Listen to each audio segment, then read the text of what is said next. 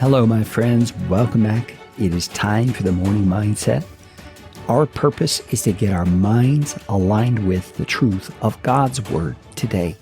Because as we see the world and other people and the circumstances and even ourselves according to God's truth, we're able to live according to the reality that God says is true and bless Him and honor Him and obey Him in the process.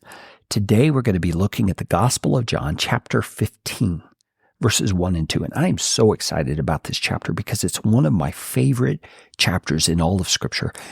And the reason it's one of my favorites is because it has had a dramatic impact on my understanding of my relationship with Jesus and therefore the way that I live in this life successfully as a Christian. So I'm hopeful that you're going to learn some of those same things as we dive in.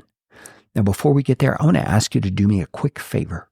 Take about 10 seconds right now, pause this episode, and prayerfully ask the Lord, who do I know who could benefit from the morning mindset like I have benefited?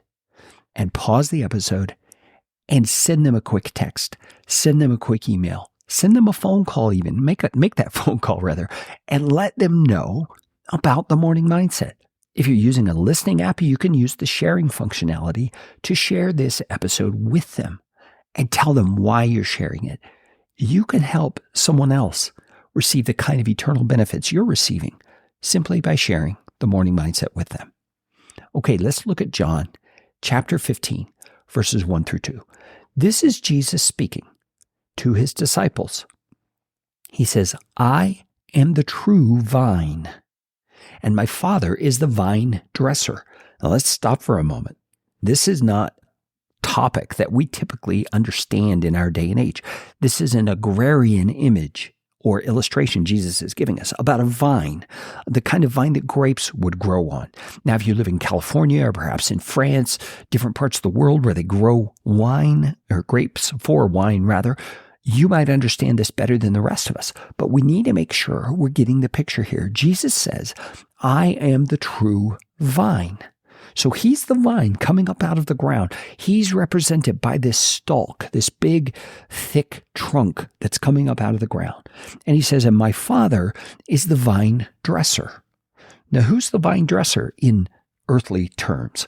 Well, it's the one who cares for the vines. It's the one who tends them, the one who prunes them, the one who nurtures them, the one who eventually takes the grape harvest off of them. That's the vine dresser. So that's the Father in this imagery. Okay, so Jesus is the vine. His Father is the vine dresser, caring for him and caring for the fruit of the vine. He says in verse 2, every branch in me that does not bear fruit, he takes away. And every branch that does bear fruit, he prunes that it may bear more fruit. So this again takes us back to the practices of everyday human vine dressers and what they do with the vines. They notice which of the branches is looking more healthy, which of them is looking kind of poor, which of them is beginning to bear fruit, and which of them is not. And they will prune away the ones that look weaker or that are not producing fruit so that the sap, the life-giving sap of that vine, can be directed into the branches that are showing promise of bearing fruit. Jesus is giving this illustration to demonstrate his relationship with us and the Father's plan of producing fruit through us. Now, he hasn't quite said yet that we are the branches, but a little spoiler here, coming up in the future verses, which we're going to deal with tomorrow and the next day, he does say we are the branches. So notice what he says in verse 2. Every branch in me that does not bear fruit, he, the vine dresser, takes away. Now, what is that saying?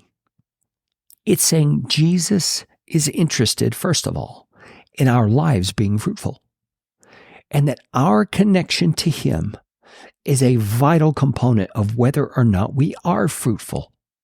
Do you see that in the illustration he's giving? He says, when we begin to bear fruit, when the Lord God sees that fruit, he begins to prune us. He begins to do things in our life that will produce even more fruit. Friends, this is powerful stuff. Stop right there and just thank our God for placing us into his Son. Jesus, thank you for including us in you, for making us branches that are a part of you, that receive life from you. We ask that you would help us understand what it means that you're going to prune us so that we can bear more fruit. Help us to endure it with grace and with humility. Help us to trust you in it, and help us to see what's coming. The more fruit, the better fruit, the better results of our lives that come from your work in us. Thank you, Jesus.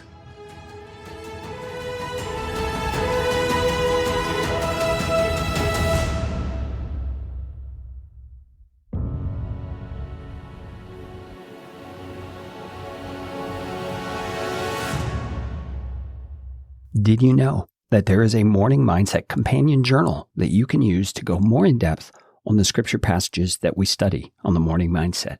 It's a simple but helpful tool that you might find beneficial for your spiritual walk.